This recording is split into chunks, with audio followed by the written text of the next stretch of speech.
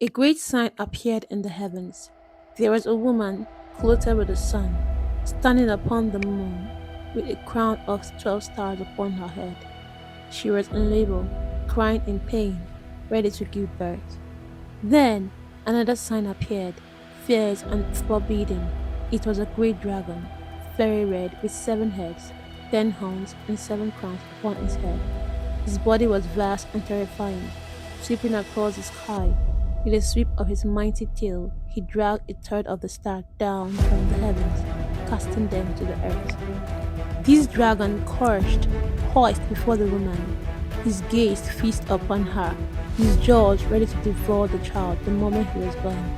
His presence filled the sky, and his desire was clear. He wanted to snatch the child, to crush the hope he represented.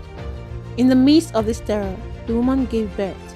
Her child was a son, destined to rule all the nation with a rod of iron. But before the dragon could reach him, the child was taken up to God, into his protection and glory. The woman fled into the wilderness, to a place God has prepared for her, where she could be saved, nourished, and hidden from the dragon's wrath.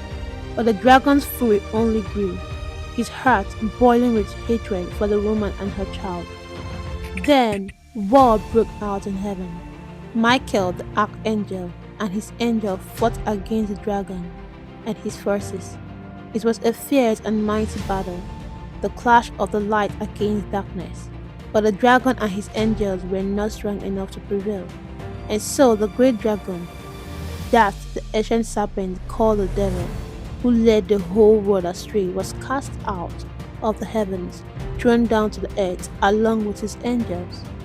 The dragon set his sights upon the earth, vowing to pursue those faithful to God.